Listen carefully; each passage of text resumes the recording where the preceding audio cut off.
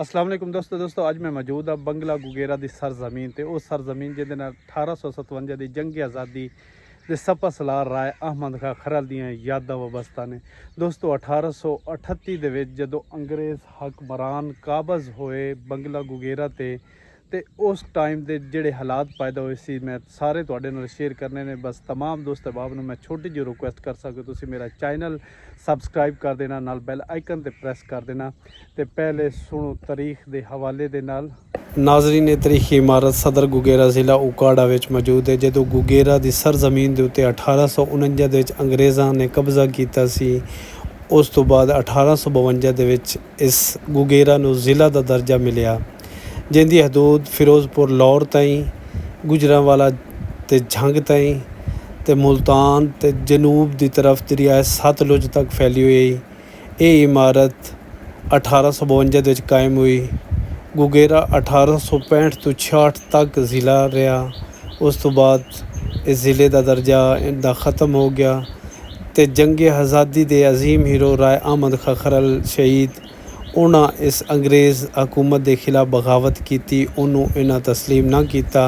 21 सितंबर 1857 को ज़खीरा गशकोरियां दे विच नमाज असर पढ़ते हुए उन्होंने शहीद कर दिया गया।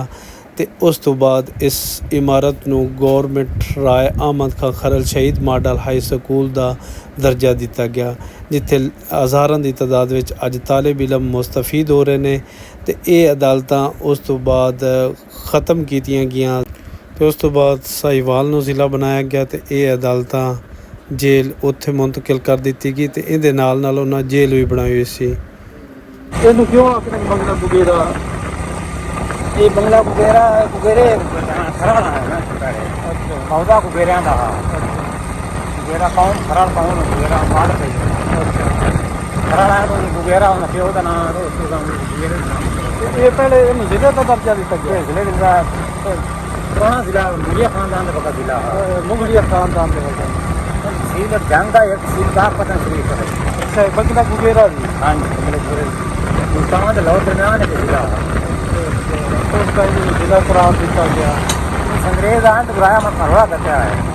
जिला राया मत खान आना मतलब खड़ने लेने जो भी करना राया मत खान करता है। उसका बला रहा वो से उनका मसला बनना जिला बात को साहिवाल बनाया। साहिवाल का बड़ा नाम जिला गुगेरा है। बाद एक ना उन्हें मोरा क्या रहा है मेट कुमरी बड़ी शेर है अपना बल्लो है तो साहि वो मेट कुमरी है रहना साइयां का है। उस मकान साहिवाल जिला रखा है। तो पहले साहिवाल नूं गुगेरा गुगेरा वो तो नाम मेट कुमरी रखी गया। करकले जैसे है ना मोया मेट कुमरी जिला जो वो बंदा क्या आपसे करता उनका नाम।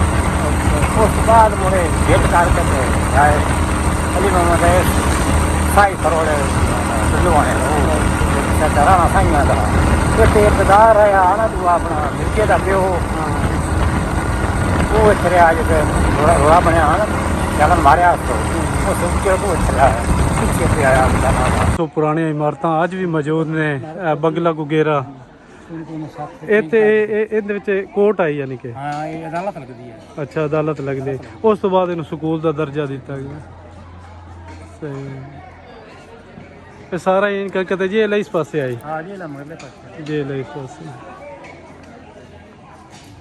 स्कूल का ना इलाका गुगेरा में अंग्रेज़ 1849 में आया। अंग्रेज़ों की आमद से गुगेरा को 1852 में ज़िला का दर्जा मिला, जिसकी हदूद मशरक़ की तरफ फिरोजपुर और क्या पूरी हिस्ट्री गाइस स्कूल की लिखी हुई है।